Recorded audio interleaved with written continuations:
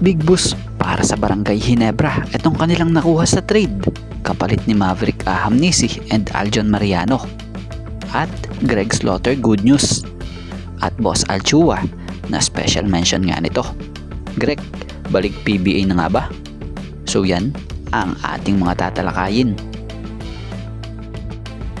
Speaking of Greg Slaughter, so nagpahayag na nga ang 7-footer big man na ito na si Greg Slaughter na gusto nitong muling makabalik sa PBA matapos ang ilang taong pagkawala sa liga. So itong si Greg Slaughter ay handa na talagang bumalik sa liga sa PBA sa edad na 37-year-old. Ngunit sa ngayon nga, wala pang teams or koponan ang kumukuha sa kanya. Nung una napabalitang interesado rito ang Titan Ultra kung saan andon yung rights nga niya. Kaya lang, mukhang hindi nagkasundo pagdating sa kontrata. So balitay nilagay nga ito sa trading block. So bukod dun, marami nga pong Ginebra fans ang sabik na makita naman siya na muling magsuot muli ng red and white jersey. Lalo na't kulang ngayon ang Barangay Ginebra sa big men. Ngunit syempre hindi ganun kadali yun.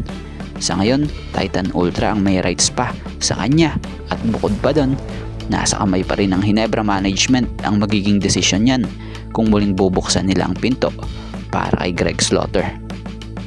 So siya nga pala, nito lang ay naglabas na ng pahayag si Greg Slaughter na kung saay nalaman sa kanya na gusto nito na makapaglaro muli para sa PBA or dito sa liga sa PBA. So nagpakumbaba yung tao at nag-apologize sa mga nagawa niya noon about sa mga misunderstanding or hindi pagkakaunawaan. Bukod dun na special mention din ito si Boss Alchua, ang dati niyang coach, boss sa Ginebra, na kung saay nagpasalamat nga si Greg dito dahil sa pamamagitan ng pagkuha sa kanya nakapaglaro siya sa Ginebra at nanalo siya ng 4 na kampyonato. So tingnan natin soon kung makababalik na nga ba muli sa PBA itong si Greg Slaughter. At dito tayo sa patungkol sa mainit-init pang naganap na trade. So tuluyan na nga pong na-trade si Maverick Ahamnisi at nakasama pa nga itong si Aljon Mariano patungong Terra Firma kapalit ang 50 per season first round future picks ng Jeep. So nasama sa trade ang kilalang import stopper ng Ginebra na si Aljon Mariano. So marami nga pong nanghinayang sa player na ito at marami rin naman ang natuwa dahil sa kabilang banda sa Terra Firma dito makikita siya na magkakaroon muli ng playing time. Kumbaga, mas magagamit di umano raw ito rito sa team na ito. So mapapamalas nga raw po nito pa yung mga skills niya at lakas pa niya. So si Aljon Mariano nga ay 7-time PBA champion. Lahat yan nakuha niya kasama ang Barangay Ginebra. Kasalukuyang 33-year-old pa lamang.